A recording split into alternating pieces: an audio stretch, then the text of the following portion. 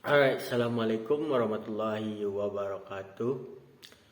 So, welcome back with me, Indra. My name is Indra Wahyudi.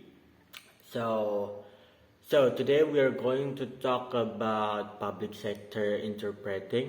Well, actually, there are many style of interpreting itself. The first one it's health, and second conference, and now and public sector itself. So now we are focusing on public sector interpreting. So what is public sector in a general? So public sector is the sector that controlled by government. It means that all the company that control under government, that's what we call public sector, such as bank, hospital, and also many kind of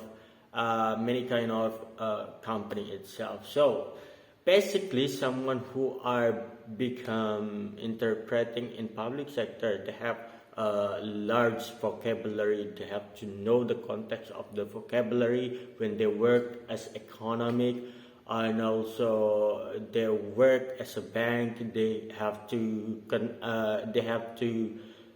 suitable the vocabulary itself. They must be smart enough to know all the context in that kind of a company itself. So yeah, that's all the definition. Let's move on to the what kind of mode used in the public sector.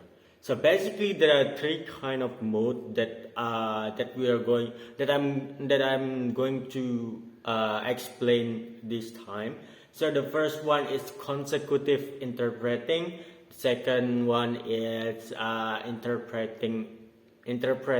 whispering interpreting, and the last one is liaison interpreting. So the first one, it's about consecutive interpreting. So according to Seleskovich, 1978, page 125, in sequential interpreting or in consecutive interpreting, the translator does not speak before the speaker stop. So it means that the interpreter will not talk before the real speaker stop. Means that, like, the interpreter should have take a note for about, take a note before they speak. So it means that the speaker will speak for about 5 minutes or until 10 minutes before they stop.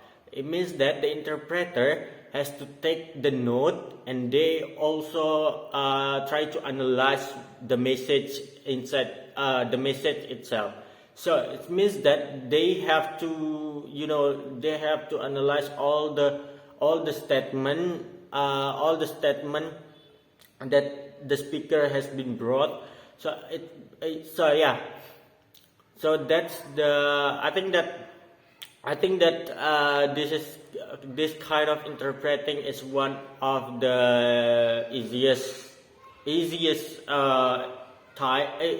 mode of interpreting itself, because he has a time to take a note and to analyze it. So it means that it will be easy for the interpreter itself to understand what the speaker said. Yeah. So the second one, it's whispering interpreting. This type of interpreting is similar to simultaneous. It's similar to simultaneous with one key of differences. Instead of using microphone and headset to communicate, they will use they prefer to sit they prefer to sit between individual or in a group. So they don't use so basically they don't use any kind of technology. Instead of they sit beside the someone who need the interpretive itself. So yeah. So the last one, it's liaison interpreter. So liaison interpreter, well, actually liaison interpreter is informal interpreter where he works as a tour guide, for example. Of course, become tour guide, you have to have skill, and this kind of this liaison interpreter is usually take control of their customer.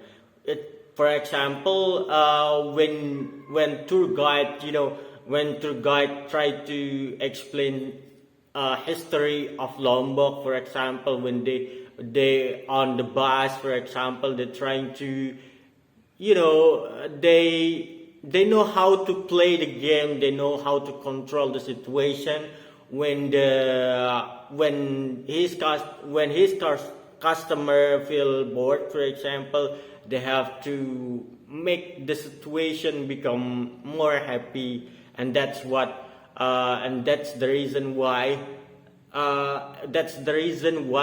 you also as liaison interpreter, you cannot learn